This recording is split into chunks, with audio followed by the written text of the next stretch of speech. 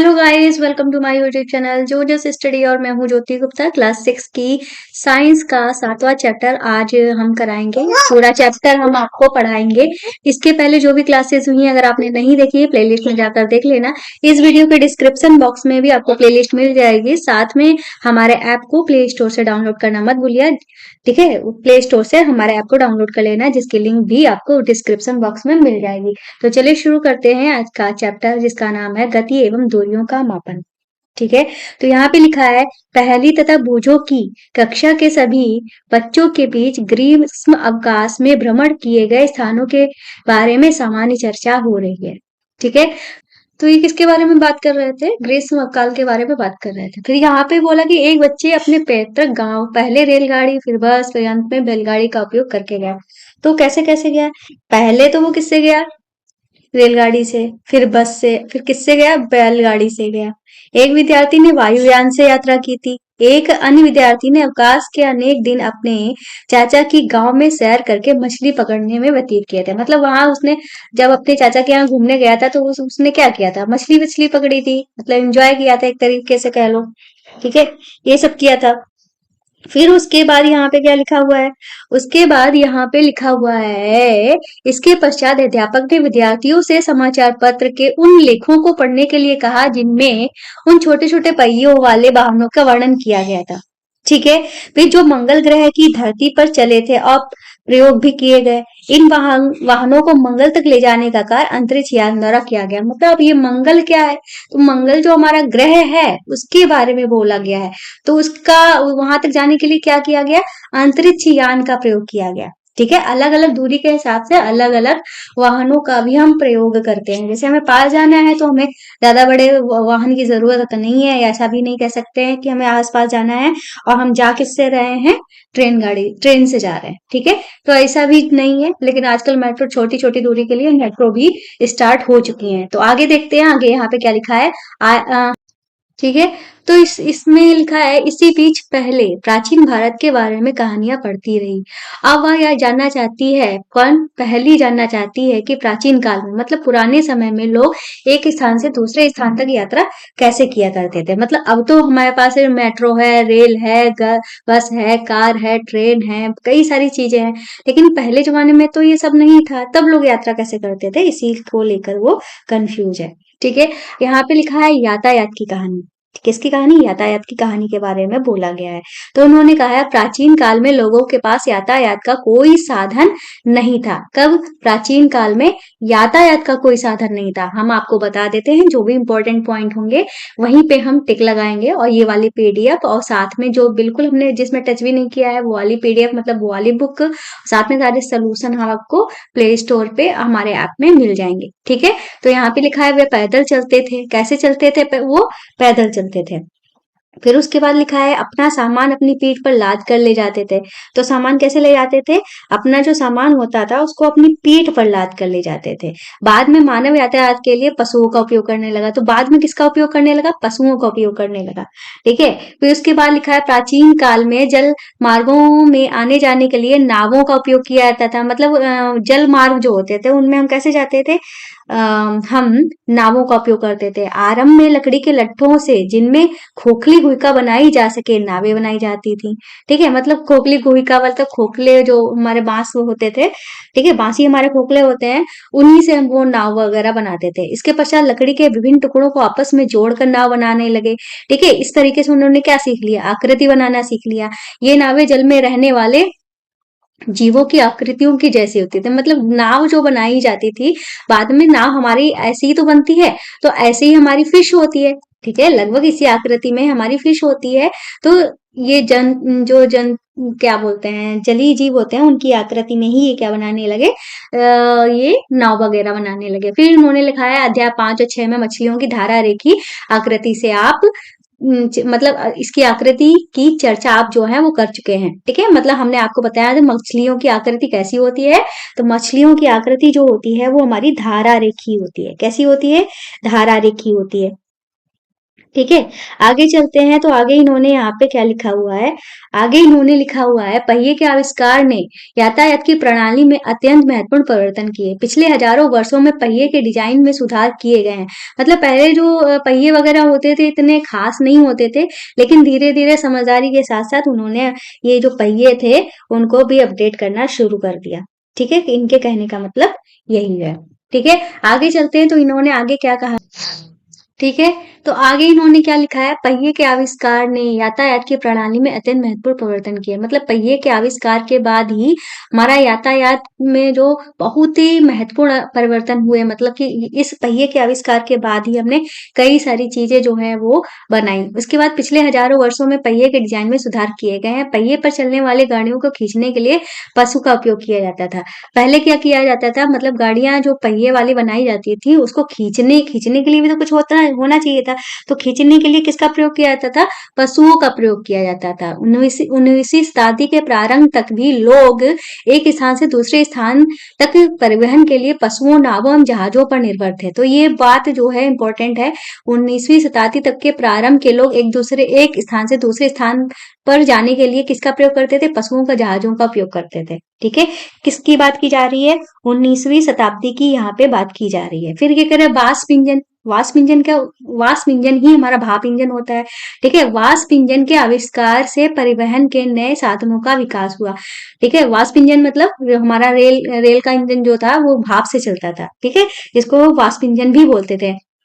वाष्प इंजन से स्वचालित सवारी गाड़ियों तथा माल गाड़ियों के डिब्बे के लिए रेल की पटरियों का, आगे चलते हैं, आगे क्या लिखा है, रेल के पटरियों का निर्माण किया गया। मतलब वाष्प इंजन के निर्माण के साथ ही तो रेल की पटरियों का निर्माण किया गया। इसके पश्चात मोटर कार, ट्रक जैसे स्वचालित वाहन आए। मतलब रेलगाड़ी के निर्माण के बाद ही ये हमारे मोटर कार, ट्रक जैसे बस, ये सब चीजें जो है वो बनाई गई हैं। ठीक है, ये यहाँ पे बोल रहे हैं।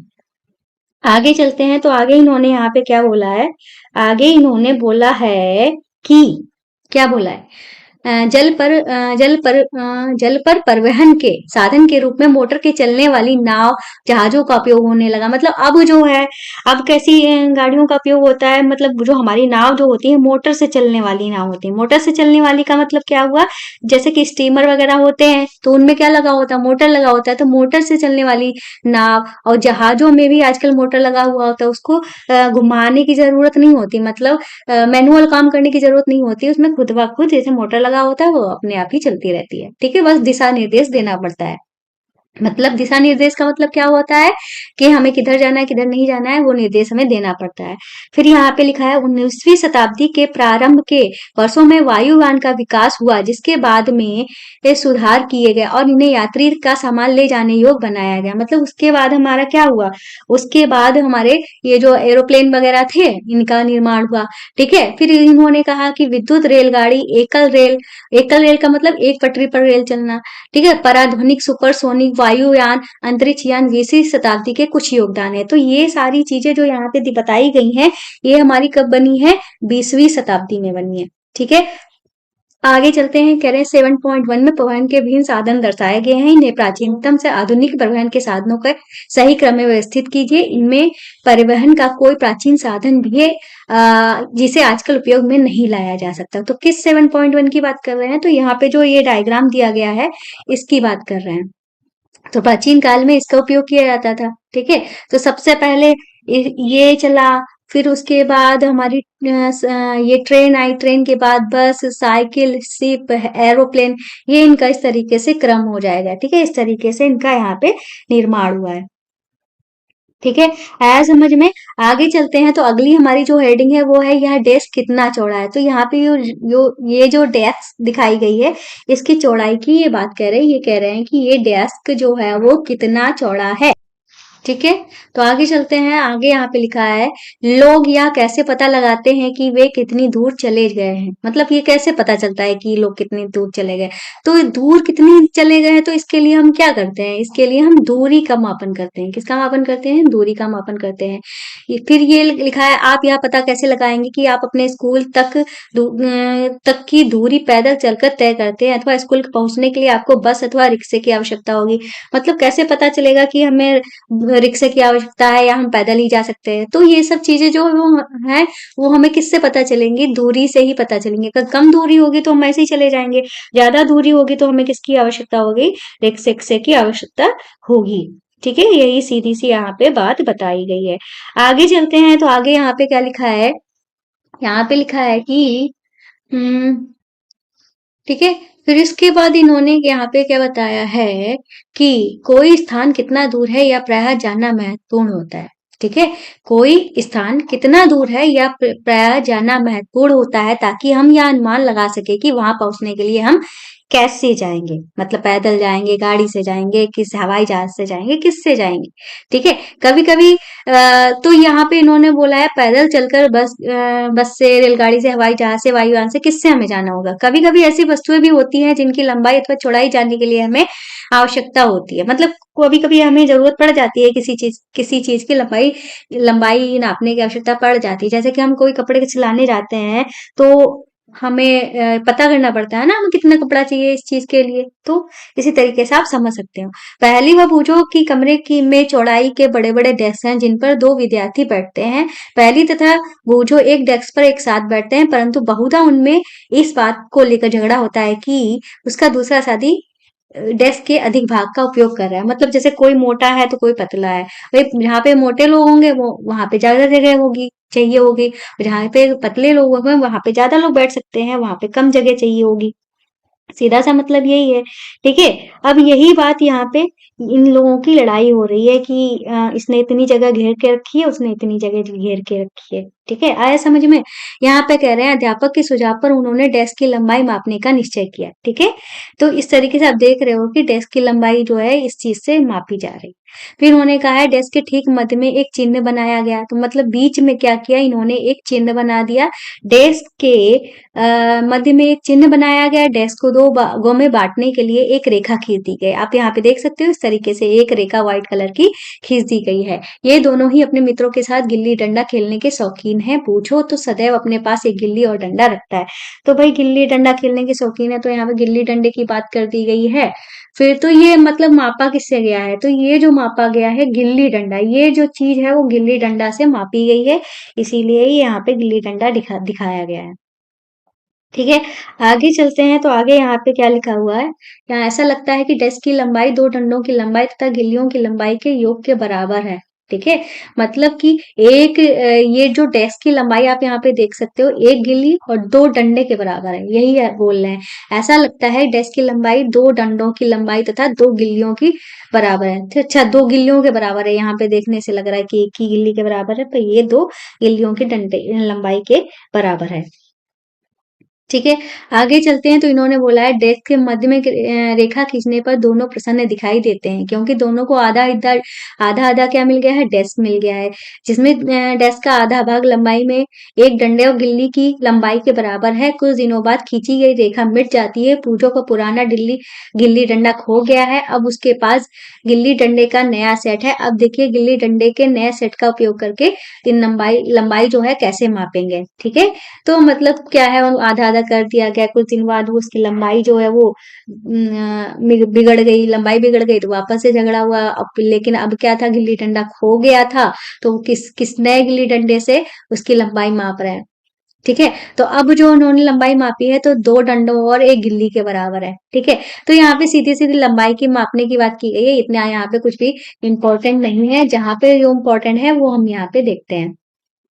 तो इन्होंने इसको मापने के लिए एक और काम किया है। काम क्या किया है, वह एक कार्य कर सकते हैं। एक छोटी सी डोरी ले, इस पर दो चिन्ह लगा लिए। इस डोरी की लंबाई वो होगी, ठीक है, इस डोरी की लंबाई क्या होगी, इस डोरी की एक लंबाई होगी। वे डेस्क की चौड़ाई डोरी की लंबाई के पदों में मापते हैं। तो डेस्क की चौड़ाई जो है वो किसके डोरी की लंबाई के पदों में माप रहे हैं। ठीक है, तो इन्होंने कहा है डोरी की लंबाई से कम दूरियों को मापने में किस प्रकार कर सकते हैं। मतलब कि डोरी से मापन किस प्रकार पकड़ेंगे भाई, एक साइड वो एक एक इंसान पकड़ेगा, दूसरी साइड दूसरा इंसान पकड़ेगा, इस तरीके से वो अपना माप जो है वो करेंगे। ठीक है। वे डोरी को मोड़कर डोरी की लंबाई का आधा एक आधा मतलब आधा को क्या कहते हैं, 1/2, एक चौथाई मतलब 1/4 तथा 1/8 भाग कर सकते हैं। संभवतः पहली और बूझो डेस्क की यथार्थ लंबाई इस डोरी की सहायता से माप कर सकते हैं। ठीक है। तो यहाँ पे इतना कुछ खास चीज जो है वो दी नहीं गई, लेकिन जो खास चीज है वो हम आपको वहां पे आपको बता देंगे। ठीक है। लेकिन आपको चैप्टर में पढ़ना है तो एक बार रिवाइज कर लो, मतलब देख लो चैप्टर में क्या बोला जा रहा है। ठीक है। ठीक है, तो आगे इन्होंने ये बोला है कि या आप यह भी कह सकते हैं कि इन्हें आप ज्यामिति बॉक्स के पैमाने का उपयोग करके अपनी समस्या का हल कर सकते हैं। ठीक है, मतलब हमारे बॉक्स में क्या रखा होता है, हमारे बॉक्स में रखा होता है क्या, हमारे बॉक्स में रखी होती है स्केल। स्केल की बात कर रहे हैं यहाँ पे। ठीक है। वो जो या बूझो ने यह पढ़ा है कि जब ऐसे मानक के पैमाने नहीं होते तब दूरियां कैसे नापते हैं। मतलब बूझो ने ये पढ़ लिए, कहीं उसे पता चला हो गया कि जब पैमाने नहीं थे तब दूरियां कैसे लोग मापते थे। तो विभिन्न विभिन्न ढंगों से जो है वो दूरियां मापा करते थे। ठीक है। आगे यहाँ पे क्या लिखा है, आगे यहाँ पे लिखा है ऐसे अनेक अवसर पाते हैं जब हमें लंबाई अथवा दूरी मापने की आवश्यकता होती है। ठीक है। और दर्जी कपड़े की लंबाई नापने के लिए दर्जी कपड़े की लंबाई यह जानने के लिए मापता है कि वह कपड़ा कुर्ता सीने के लिए पर्याप्त है या नहीं। तो दर्जी क्या करता है, जब कपड़े की लंबाई मापता है तो यह देखता है कि कपड़े की लंबाई पर्याप्त है कि नहीं, मतलब इस लंबाई से वो जो कपड़ा सिला जाना है वो सिल पाएगा या नहीं। बढ़ाई किसी अलमारी की लंबाई अथवा चौड़ाई इसलिए मापता है कि वह जान सके कि अलमारी के दरवाजे को बनाने में कितनी लकड़ी की आवश्यकता हो गई। तो इसी तरीके से हम देखते हैं कि हमारी दर्जी भी क्या करते हैं, वो मापते हैं। ठीक है। दर्जी भी मापते हैं और बढ़ाई भी मापता है। हर कोई माप कर ही हमारा घर भी माप के बनाया जाता है कि हमें कितनी लंबाई रखनी है, कितनी चौड़ाई रखनी है, कितने कितने का हमारा रूम होना चाहिए। ठीक है। किसी किसान को अपने खेत की लंबाई तथा चौड़ाई अथवा उसके क्षेत्रफल जानने के लिए इसलिए आवश्यकता होती है ताकि वो जान पाए कि वह अपने खेत में कितने बीज बो सकता है। तो मतलब किसान को भी लंबाई चौड़ाई की आवश्यकता होती है। ठीक है। तो यही बात यहाँ पे लिखी है, वाला कमरा कितना लंबा है या डेस्क कितना चौड़ा है, दिल्ली लखनऊ से कितनी दूर है, पृथ्वी चंद्रमा से कितनी दूर है। तो यहाँ पे यही सारी चीजें जो है वो दी गई हैं कि मतलब हर चीज को मापने के लिए हमें लंबाई की आवश्यकता होती है। ठीक है। आगे चलते हैं, यहाँ पे कुछ मापन बताया गया है। ठीक है। ये जो इतना इम्पोर्टेंट नहीं है इसलिए इसको नहीं पढ़ा रहे। यहाँ पे क्या लिखा हुआ है, यहाँ पे लिखा हुआ है इस क्रियाकलाप को एक समूह में एक एक करके कीजिए। अपने पैर की लंबाई का एक मानक मानकर, ठीक है, कक्षा के कमरे की लंबाई और चौड़ाई को क्या करना है, मापना है। ठीक है। आया समझ में, हमें करना क्या है, कक्षा की जो लंबाई चौड़ाई है उसको मापना है। फिर यहाँ पे यही बात दी गई है आगे भी। यहाँ पे लिखा है कि आपको यह पता चले कि कुछ भाग मापने से बच गया है या भाग आपके पैर की लंबाई से कुछ छोटा है तथा पैर के भाग की लंबाई को मापने किसी डोरी का उपयोग कीजिए। मतलब आपने जब पैर से मापा तो कुछ भाग बच गया, जिसको आप पैर से नहीं माप रहे तो ये कह रहा है कि डोरी से भी माप सकते हैं। तो यहाँ पे सारणी बताई गई है, तो ये काम तो आपको करना है। अपनी क्या बोलते हैं, क्लास की लंबाई जो है किस तरीके से मापनी है वो आपने जिस हिसाब से मापना चाहे वहां पे माप सकते हैं। तो नेक्स्ट जो क्रियाकलाप दिया गया है वो हमारा क्रियाकलाप 2 है। इसमें क्या किया जा रहा है, समूह में कार्य कीजिए। आप में प्रत्येक अपने बालिस्त क्या होता है, इस अंगूठे से लेकर इस बड़ी उंगली तक की दूरी जो होती है वो बालिस्त कहलाती है। ठीक है। मानक मात्रक मानकर अपने कक्षा के कमरे में रखी मेज और डेस्क की लंबाई जो है वो मापनी है। ठीक है। मतलब किसी ना किसी चीज की लंबाई मापने की ही यहाँ पे बात की जा रही है। आगे चलते हैं, इन्होंने यहाँ पे क्या बोला है कि हम देखते हैं कि मापन का अर्थ किसी अज्ञात राशि की उसी प्रकार कुछ राशि से तुलना करना है। इस ज्ञात निश्चित राशि को हम क्या कहते हैं, मात्रा कहते हैं। जैसे हमने यहाँ कोई लंबाई इतनी ले ली, चाहे चाहे तो ये आपके पैर की लंबाई हो, चाहे आपके हाथ की लंबाई हो, यही हमारा क्या हो गया, मानक हो गया, या कह लो मात्रक हो गया है। ठीक है। आया समझ में। फिर इन्होंने कहा है किसी माप का परिणाम दो भागों में व्यक्त किया जाता है। एक भाग संख्या है, दूसरा भाग ली गई माप का मात्रक होता है। ठीक है। तो आगे चलते हैं, इन्होंने कहा है उदाहरण के लिए क्रियाकलाप 1 में यदि कक्षा में कमरे की लंबाई आपके 12 पैर की लंबाई के बराबर है तो 12 एक संख्या है तथा पैर की लंबाई एक मात्रक है। ठीक है। जिसके लिए, जो कि हमने किसके लिए चुना है, मापन के लिए चुना है। ठीक है। तो यहाँ पे ये मापन की बात कर रहे हैं इस तरीके से। आगे चलते हैं, तो आगे इन्होंने क्या बोला है, आगे इन्होंने बोला है कि सारणी 7.1 तथा 7.2 में अंकित किए गए सभी मापों का अध्ययन कीजिए। क्या प्रत्येक पैर द्वारा मापी गई कमरे की लंबाई का ये माप बराबर है? मतलब अब हर कमरे की लंबाई जो है वो आपको मापनी है, फिर देखना है कि सबकी लंबाई जो है वो बराबर आ भी रही है कि नहीं आ रही है। ठीक है, शायद ये परिणाम भिन्न भिन्न हो सकते हैं। मतलब शायद ये परिणाम भिन्न भिन्न हो सकते हैं, ऐसा क्यों बोला गया है? ऐसा इसलिए बोला गया है कि कोई जरूरी नहीं कि हर कमरे की लंबाई जो है वो बराबर हो, इसी वजह से ऐसा बोला गया है। फिर इन्होंने कहा है क्योंकि आपकी बालिश की लंबाई में आपके मित्रों और ये भी बात इन्होंने बोली गई है, मतलब आपका हाथ जितना बड़ा है उतना हाथ बड़ा, मतलब उतना सेम बराबर थोड़ी ना आपके दोस्तों का हाथ है, कुछ तो फर्क होगा, इसी वजह से जो माप है उनमें फर्क आया जाएगा। ठीक है, कुछ अंतर हो सकता है, इसी वजह से इन्होंने कहा है। आगे चलते हैं तो इन्होंने वही पैरों की माप के लिए सेम बात बोली है। ठीक है, सभी व्यक्तियों के लिए समान हो। तो इन्होंने कहा कि ये हम इस तरीके से अगर लंबाई मापते हैं तो लंबाई में कुछ ना कुछ फर्क आता है, तो हमें सटीक लंबाई नहीं पता चल पाती है। तो हमें क्या करना पड़ता है, मापन के कुछ ऐसे मात्रकों की आवश्यकता होती है जो सभी व्यक्तियों के लिए समान हो। तो मतलब हमें ऐसा एक मानक चाहिए जो हर इंसान के लिए समान हो, ऐसा ना हो कि इसके लिए ये ज्यादा हो उसके लिए वो कम हो। ठीक है, ऐसा झगड़ा हो सकता है। तो झगड़े को निपटान के लिए ही क्या बनाया गया है, मानक मात्रक बनाए गए हैं। प्राचीन काल में पैर की लंबाई, उंगली की लंबाई, एक कदम की दूरी, इन सभी मापों का मात्रक के रूप में सामान्य उपयोग होता था। पहले जब मानक नहीं थे तो ऐसे ही मापा जाता था।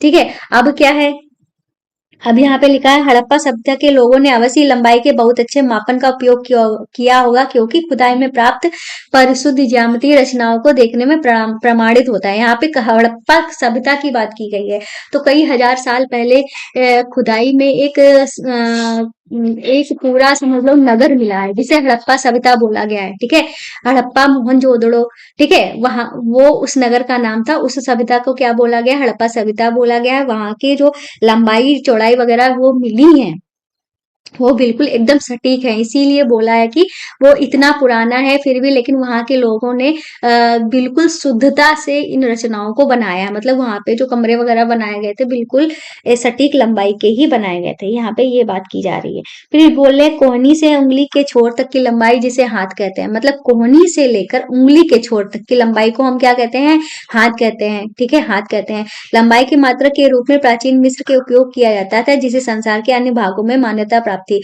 तो इसे किया गया है, इसी लंबाई को कई पहले पहले की बात की जा रही, संसार के कई भागों ने इसको मान्यता दी थी। ठीक है, आगे चलते हैं तो आगे यहाँ पे क्या बोल रहे हैं, आगे ये बोल रहे हैं कि संसार के विभिन्न भागों के लोग लंबाई के मात्रक के रूप में फुट का उपयोग करते थे। तो पहले उसके बाद में ये हाथ की लंबाई के बाद में किसका उपयोग किया गया, फुट का प्रयोग किया गया। अलग अलग क्षेत्रों में फुट की लंबाई थोड़ी भिन्न होती थी, मतलब ऐसा नहीं है फुट जो है हर जगह समान होता था, अलग अलग क्षेत्रों में इसकी लंबाई जो है वो अलग अलग होती थी। ठीक है, यही बात यहाँ पे बोली गई है। आगे चलते हैं तो आगे क्या लिखा, तो आगे यहाँ पे क्या लिखा हुआ है, यहाँ पे लिखा हुआ है प्राचीन भारत में यहाँ पे थे लोग एक गज कपड़ा फैली बाह के सिरे से अपने थोड़ी तक नापते हैं। तो एक गज का कपड़ा क्या कितना होता है, अपनी बाह फैला ली, ठीक है, बाह के एक सिरे से थोड़ी तक का जो हमारा कपड़ा होता है वो हमारा एक गज बोला जाता है। रोमवासी अपने पग अथवा कदमों से लंबाई मापते हैं। प्राचीन भारत में छोटी लंबाइयों को मापने के लिए अंगुल अथवा मुट्ठी का उपयोग किया जाता था।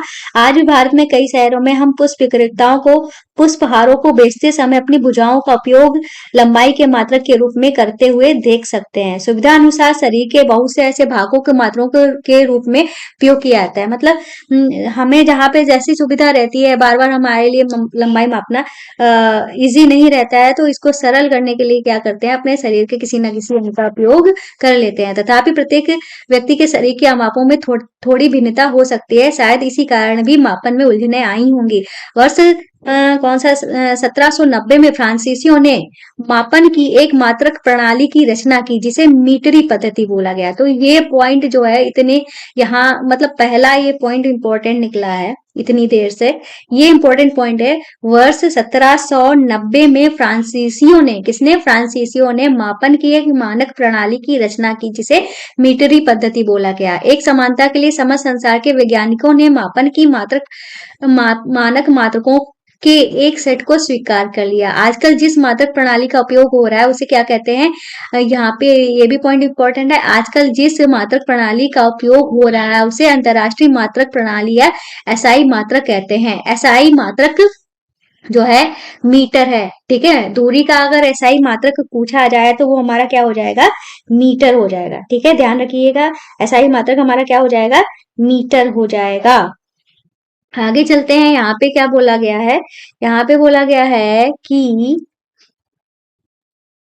ठीक है, तो एसआई दूरी का अगर आपसे पूछा जाए, एसआई का दूरी, एसआई का, सॉरी, दूरी का एसआई मात्रक क्या है, तो दूरी का एसआई मात्रक जो है वो मीटर है। मीटर पैमाना दिखाया गया है। मीटर पैमाना कहाँ दिखाया गया है, तो ये जो स्केल बनी है यही हमारा क्या है, मीटर पैमाना है। आपके ज्यामिति बॉक्स में 15 सेंटीमीटर का पैमाना दिखाया गया, मतलब हमारे बॉक्स में जो स्केल दी गई होती है वो कितने सेंटीमीटर की होती है, वो हमारी होती है 15 सेंटीमीटर की, ठीक है। प्रत्येक मीटर को 100 बराबर भागों में विभाजित किया जाता है, जिन्हें क्या कहते हैं, सेंटीमीटर। मतलब एक मीटर जो है उसको 100 बराबर भागों में विभाजित किया जाता है, तो ये एक पार्ट जो होता है वो क्या कहलाता है, सेंटीमीटर कहलाता है। तो इसको इस चीज ऐसे भी लिख सकते हैं, यहाँ पे ये जो देख रहे हैं आप, इसको ऐसे भी लिखा जाता है, एक मीटर जो होता है 100 सेंटीमीटर के बराबर होता है, और एक सेंटीमीटर जो होता है 10 मिलीमीटर के बराबर होता है। ऐसे ही एक किलोमीटर जो होता है वो किसके बराबर होता है, 1000 मीटर के बराबर होता है, ठीक है। तो यहाँ पे ये बोल रहे हैं लंबाई को एसआई मात्रकों में माप सकते हैं। ऐसा करने से पहले दूरियां तथा लंबाई मापने का सही ढंग आना चाहिए। मतलब ऐसा नहीं है कि हमें ढंग वंग आता नहीं लंबाई मापने का, हम मापने चल दिए, तो मतलब हमें सही से लंबाई मापनी भी आनी चाहिए। फिर यहाँ पे लिखा है, अपने दैनिक जीवन में हम विविध प्रकार की मापिक युक्तियों का उपयोग करते हैं। लंबाई मापने के लिए हम मीटर पैमाने का उपयोग करते हैं, तो लंबाई मापने के लिए हम किसका उपयोग करते हैं, मीटर पैमाने का उपयोग करते हैं। यह बात यहाँ पे लिखी गई है, ठीक है, ठीक है। तो बात क्या कह रहे हैं, दर्जी मापक फीते का उपयोग करता है, ठीक है, किसका उपयोग करता है, फीते का उपयोग करता है, जबकि कपड़े के व्यापारी मीटर छड़ काम में लाते हैं, ठीक है। किसी वस्तु की लंबाई मापने के लिए आपको किसी उपयुक्त युक्ति का चयन करना चाहिए। मतलब हमें अगर मापना है तो ऐसा नहीं है कि हम कुछ भी यूज करने लगे, ठीक है। हम उस चीज को मापने के लिए जो उपयुक्त होगा उसी का ही हम यूज करेंगे, ठीक है। यहाँ पे यही बात बोली गई है। उदाहरण के लिए किसी वृक्ष का घेर अथवा अपने सीने की माप के लिए आप मीटर पैमाने का उपयोग नहीं कर सकते। ऐसी मापों के लिए क्या होना चाहिए, फीता अधिक सुविधाजनक होता है। मतलब किसी, ऐसा नहीं है कि आप एक छड़ लेके आए उसकी माप करने लगे, ऐसा नहीं होगा, ठीक है। हर चीज की उपयुक्त माप चाहिए होती है। यहाँ पे लिखा है लंबाइयां, जैसे आपकी पेंसिल की लंबाई मापने के लिए आप अपने ज्यामिति बॉक्स के 15 सेंटीमीटर पैमाने को काम में लाते हैं। जैसे कि ये बॉक्स है तो आपके बॉक्स में ये जो आपका बॉक्स है उसकी लंबाई मापने के लिए आपके जो बॉक्स में स्केल निकली है उससे आप आराम से माप सकते हो। यही बात यहाँ पे दिखाई गई है। आगे चलते हैं, तो आगे यहाँ पे लिखा है, लंबाई मापते समय हमें निम्नलिखित सावधानियां बरतनी चाहिए। तो ये सावधानियां जो है वो इम्पोर्टेंट है, ध्यान रखिएगा। इन्होंने कहा, चित्र में दिखाया गया अनुसार पैमाने को वस्तु के संपर्क में इसकी लंबाई के अनुदिश रखिए। कुछ पैमानों के सिरे जो होते हैं, कुछ पैमानों के सिरे टूटे हो सकते हैं। आप इन पैमाने का शून्यांक स्पष्ट नहीं देख सकेंगे, ठीक है। तो क्या नहीं देख सकेंगे, इनका जो शून्यांक है वो स्पष्ट नहीं देख सकेंगे। तो ऐसे माप लेने से हमें क्या करना चाहिए, बचना चाहिए। आप पैमाने का कोई अन्य पूर्णांक जैसे 1.0 सेंटीमीटर काम में ले सकते हैं, ठीक है। जैसे मिलीमीटर जो होता है वो बहुत छोटा होता है, उसको इसकी माप लेने से अच्छा है कि आप किसका यूज करो, सेंटीमीटर का यूज करो, क्योंकि सेंटीमीटर थोड़ा बड़ा होता है तो जो हमको अच्छे से आसानी से विजिबल हो सकता है, ठीक है। तो आगे यहाँ पे क्या लिखा हुआ है, उदाहरण के लिए एक सिरे का पाठ्यांक 1.0 सेंटीमीटर है, दूसरे सिरे का पाठ्यांक जो है 14.3 सेंटीमीटर है। वस्तु की लंबाई जो होगी क्या होगी, 14.3 में से एक को घटा देंगे तो वो हमारी लंबाई 13.3 निकल के आएगी, ठीक है। ये यहाँ पे बोले गए हैं। आगे चलते हैं, तो यहाँ पे लिखा, माप लेने के लिए आंख की सही स्थिति भी महत्वपूर्ण होती है। दर्शाए अनुसार आपकी आंख जिस बिंदु पर माप ली जानी चाहिए ठीक उसके सामने होनी चाहिए। स्थिति बी आंख की सही स्थिति है। मतलब ये जो है, इधर से देखना गलत है, साइड से देखना गलत है, बिल्कुल ऊपर से नीचे देखना बिल्कुल सही स्थिति मानी गई है। यहीं पे ये बात इन्होंने बताई है, जब सही से देखते हैं तो 7.5 हमको यहाँ पे बिल्कुल सही नजर आ रहा है। फिर हमारा क्रियाकलाप 3 है, क्रियाकलाप 3 में इन्होंने सपाटी के बीच में दूरी मापने को बोला है। ये इतना इम्पोर्टेंट नहीं है तो इसको नहीं पढ़ा रहे, जो जो इम्पोर्टेंट है उसको ही हम देख लेते हैं। ठीक है, तो यहाँ पे ये क्या बोल रहे हैं, यहाँ पे ये बोल रहे हैं किसी वक्र रेखा की लंबाई मापना। तो हमें किसकी लंबाई मापने की बात कर रहे हैं, वक्र रेखा की लंबाई मापने की यहाँ पे बात कर रहे हैं।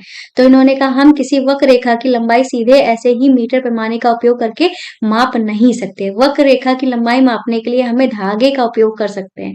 किसका उपयोग कर सकते हैं, धागे का उपयोग कर सकते हैं। ठीक है, वक्र रेखा ए बी है की लंबाई मापने के लिए धागे का उपयोग कीजिए। धागे के एक सिरे पर गांठ बांधिए, इस गांठ को बिंदु ए पर रखिए। अब धागे को अपनी उंगली और अंगूठे द्वारा तना हुआ रखकर इस छोटे भाग को रेखा के अनुदिश रखिए। इस बिंदु पर अपने हाथ से धागे को थामिए, अपने दूसरे हाथ से धागे को और थोड़े भाग को वक्र रेखा के अनुदिश फैलाइए। इस प्रक्रिया को दोहराते ही वक्र रेखा बिंदु बी तक पहुंच जाएगी।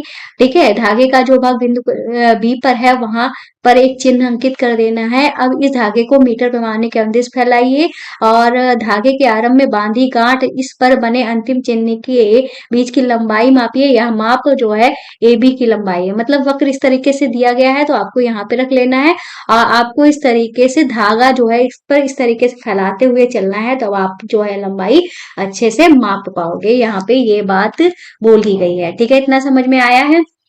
ठीक है, आगे चलते हैं। तो आगे हमारे पे लिखा है हमारे चारों ओर गतिशील वस्तुएं। जब हमारे चारों ओर गतिशील वस्तुएं होती हैं तब क्या होता है, उन वस्तुओं के बारे में सोचिए जो हाल में ही देखी है। ठीक है, मतलब आपने जो हाल ही में कुछ गतिशील वस्तुएं देखी, गतिशील वस्तुओं में कुछ भी हो सकता है। ठीक है, जैसे कि यहाँ पे एक चीटा चल रहा है, चीनी खाते हुए इधर इधर दौड़ रहा है, तो इसने क्या बनाई है, एक वक्र आकृति बनाई है। इसको मापना है तो क्या करेंगे, धागे का उपयोग करेंगे। यही बात यहाँ पे बताई गई है। क्रियाकलाप 6 में भी यही बात यहाँ पे बोली गई है। ठीक है, चीनी वाली बात ही यहाँ पे बोली गई है।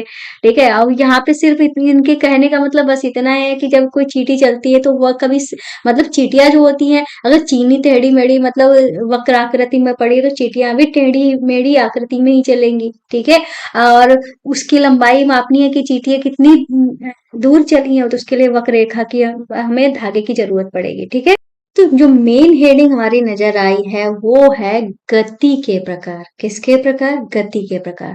आपने सीधी सड़क पर किसी वाहन की गति, किसी परेड में सिपाहियों के मार्च पास्ट की गति अथवा किसी गिरते पत्थर की गति का परीक्षण किया होगा।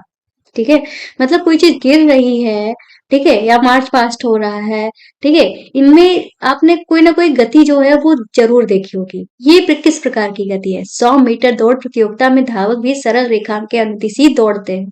ठीक है, तो क्या आप अपने चारों ओर देखकर इस प्रकार के और अधिक उदाहरण सोच सकते हैं। तो भाई हम अधिकतर देखते हैं, अधिकतर क्या, सारी चीजें ही, मोस्ट ऑफ द चीजें जो हमारे आसपास होती हैं वो गति में होती हैं। ठीक है, हमारी धरती भी गति में ही है।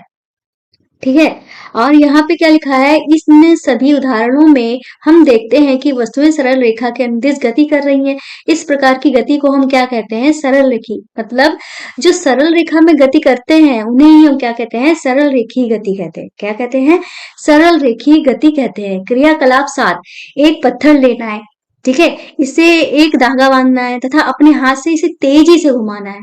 पत्थर की गति को ध्यान से देखना है। भाई आपने पत्थर लिया, ठीक है, और यहाँ पे आप खड़े हो, आप क्या कर रहे हो, इस पत्थर को घुमा रहे हो। तो जब घुमा रहे हो तो ये एक वृत्ताकार गति करेगा। कैसा करेगा, वृत्तीय पथ के अनुदिश गति करेगा। ठीक है, आया समझ में।